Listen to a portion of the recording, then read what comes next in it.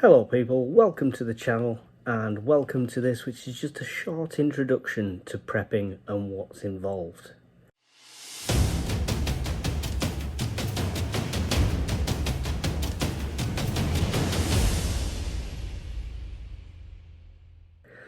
Now, prepping is not all nuclear bunkers, 300 rounds of shotgun ammunition and 200 tins of beans and waiting for the explosions above head.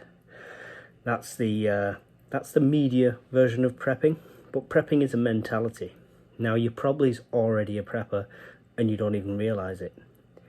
Now, I know you're thinking, no, I'm not a prepper, definitely not a prepper, but you've probably got a box somewhere in the house full of medication, plasters, things like that, which is there because you're preparing for something that hasn't happened yet or might not ever happen.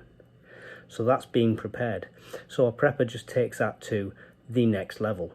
Now, I've proven my preps worked when I've lost my job and had to use preps then.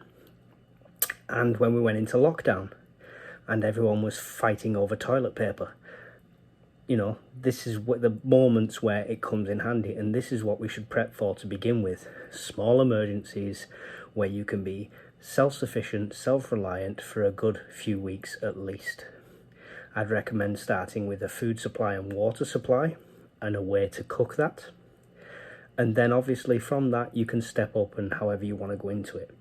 What I wouldn't recommend is looking at the news thinking World War III is happening tomorrow and spending your entire wage on crossbows, air rifles and loads of canned food, because that's not the way to do it, I'm afraid. If you do that and you don't pay your bills, then if nothing happens next month you're going to be in a dire straits. What I would recommend is how I started off, because I didn't want, at the time, the person I was with, I didn't want to say that I want to start prepping, I want to have a cupboard full of food, because they just wouldn't have got behind that straight away. So what I did do is every time I went shopping, if we spent £50 on shopping, I would make sure we're spending 60, and that 10 would be stuff that I knew I'd be putting away. So literally £10 a week, that's like between £40 and £50 a month, depending on the month. But you'd be amazed how much dried, canned foods, water and stuff like that can actually build up. And over a month or 2 months, you'll suddenly realise you've got quite a decent supply.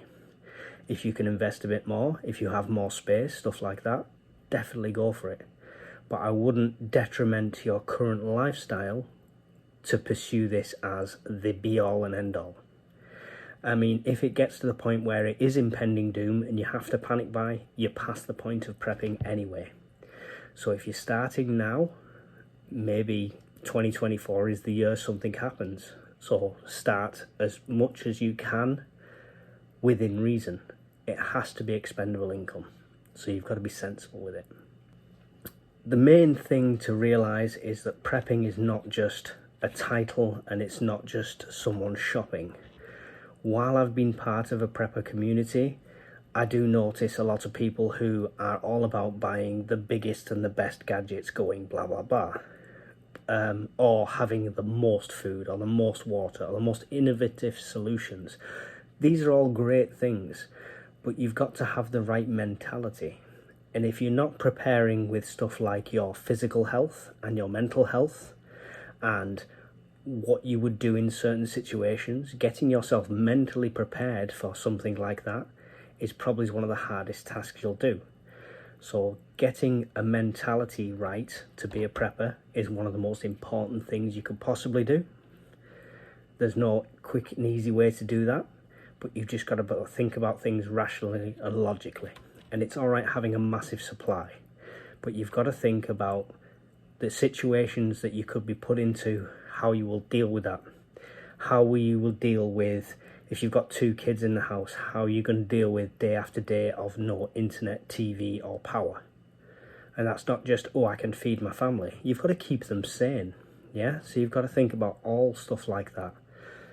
Think about the situations, put yourself in the scenarios and the situations, play them out in your head, write them down, whatever you think, that will start to naturally develop a plan for you.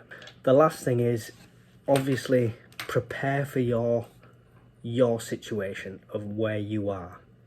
Okay, if you're not, there's no point prepping for desert if you are living in the rainforest. You know, I know that's an extreme example, but make sure your preps are centered around your location and your circumstances.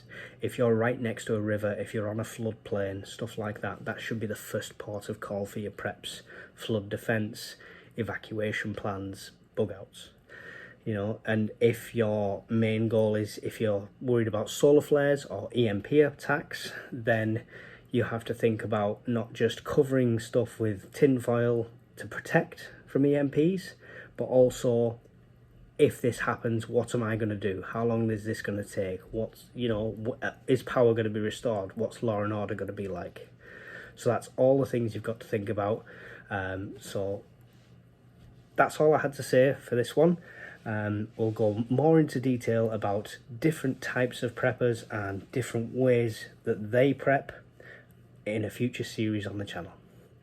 Thanks for watching. If you haven't already, hit like and subscribe, and I'll see you all in the next video. Bye.